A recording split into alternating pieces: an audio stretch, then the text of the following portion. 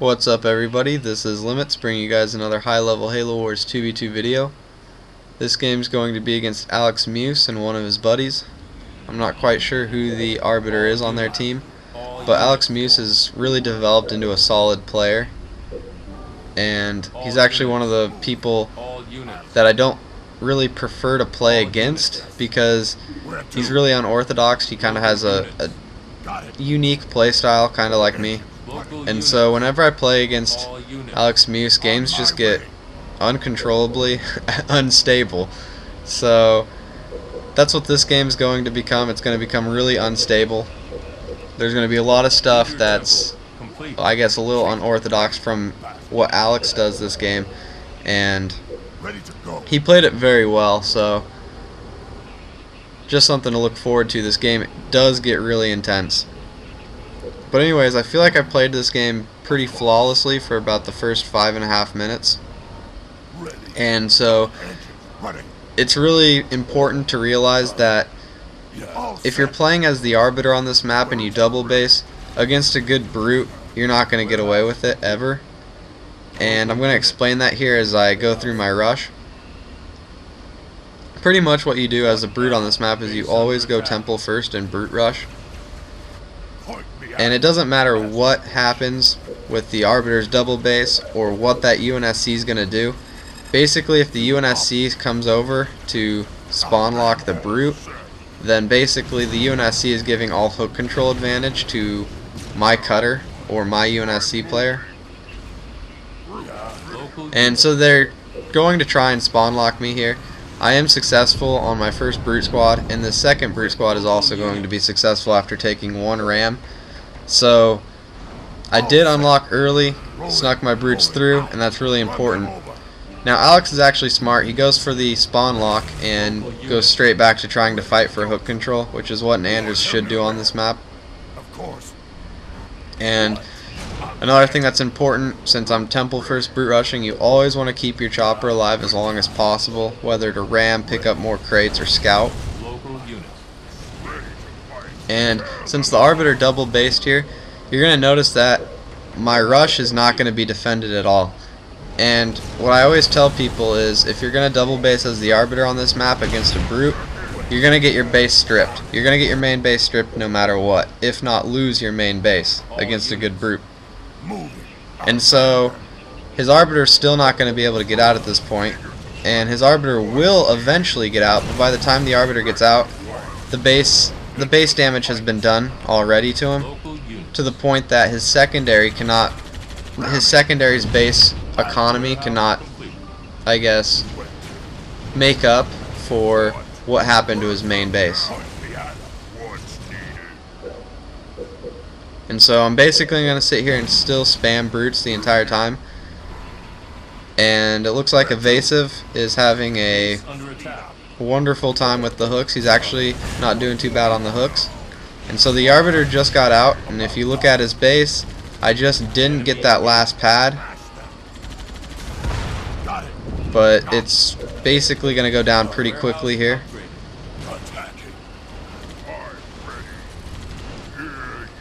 And it's important to realize that if an arbiter does do this double base, you don't really have to worry about it because he's either going to be on an outpost or a keep at best. He'll never have a citadel for his secondary, so you don't really have to worry about looking over at what he's building on his secondary, because it's going to be all supply pads since his base right here looks pretty bad. Now at this point in the game, I'm deciding to main him down.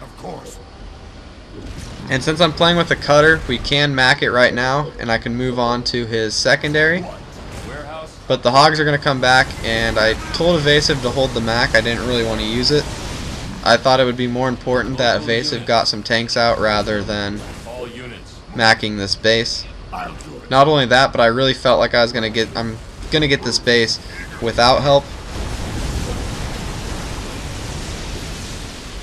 And I do have enough money, and I'm still pumping in brutes consistently, that I really felt good about getting this base. I'm not going to get this base. I'm trying to hide that I'm not going to get this base and not ruin it through the commentary, but it's obvious I'm not going to get this base with the way I'm talking already. What's going to happen here is I'm gonna go back to my base just for like 2 seconds, get bumped, and this thing's gonna get healed. It's embarrassing. So things are actually gonna take a really big turn for the worse. Where to? But right here I'm gonna get my chopper around on the scout. Got it. Why not? Gonna look over at my base here in a moment, and I'm gonna get bumped off and get Citadel. I'm trying to get the Brute over there. Oh my god, I can't believe this happened.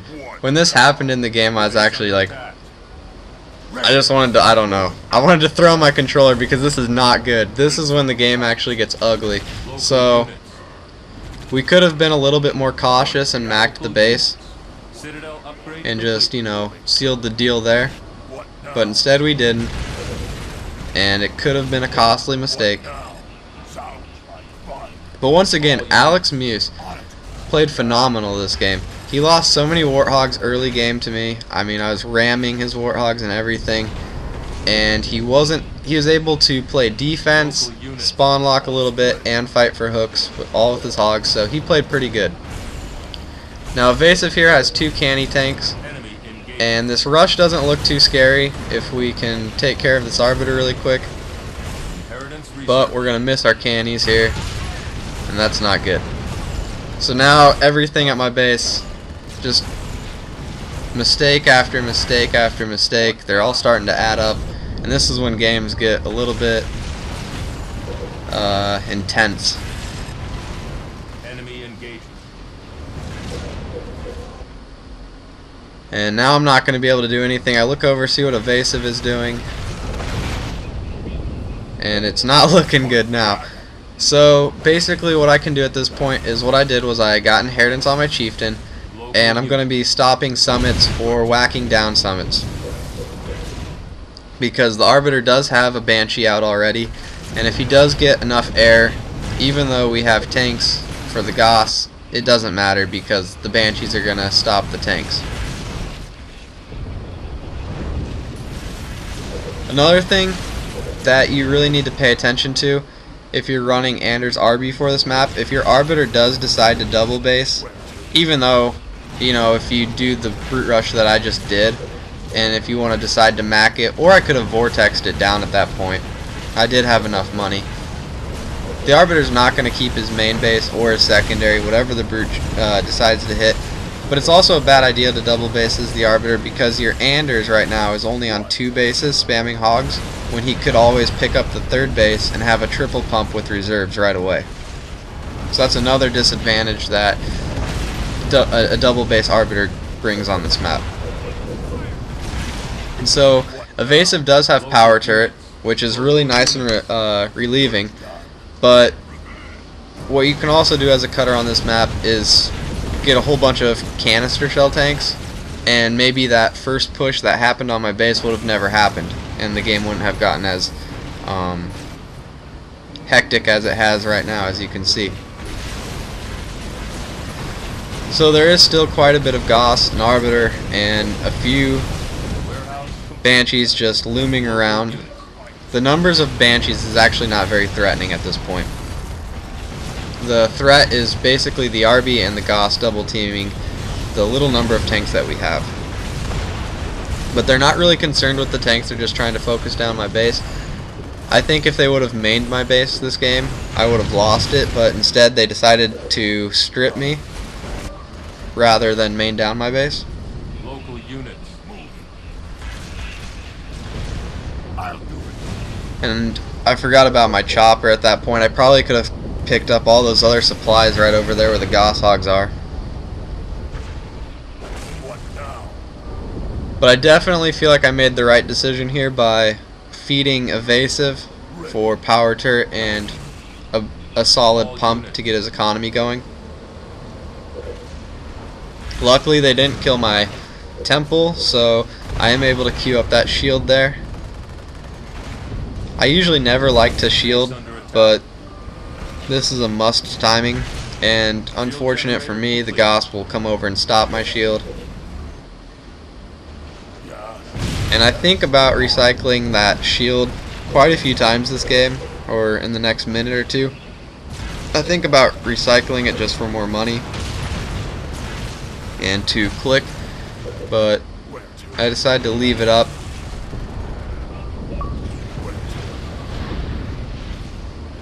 And Alex Muse probably could have came back and killed these two tanks if he really wanted to, that we're pushing with, but they're going to decide not to do that either. What now?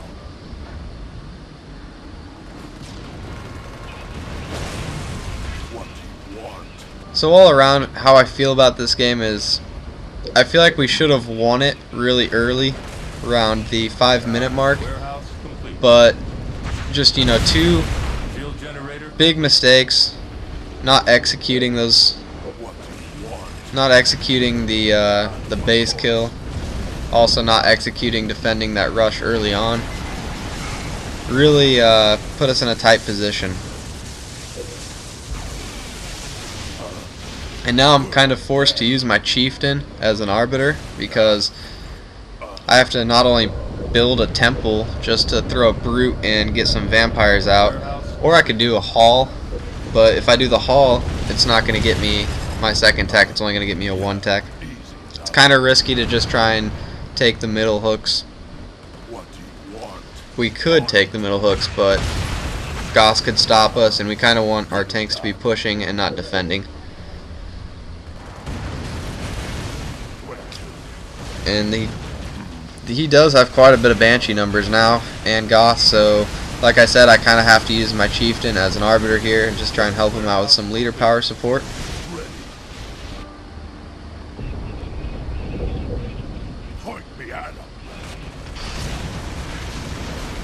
And there's nothing I can really do about Banshees boosting at this rate. I can't really vortex, I'm not as efficient as an arbiter here. But we do need to get this temple here. I think we're going to focus down that temple, and we just got the temple, so that does mean he can no longer get his arbiter back out, and he can no longer pump Banshees. So all the Banshees that are on the field are all that he has.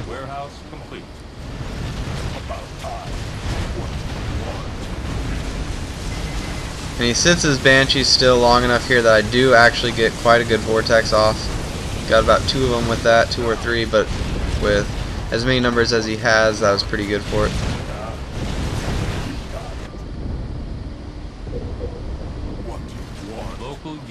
And right as I'm about to get my temple back up, this game's pretty much over. Finish off these last 2 Banshees, and he's going to resign. And Alex is going to follow up. So anyways, I hope you guys enjoyed this video, and you guys have a great day.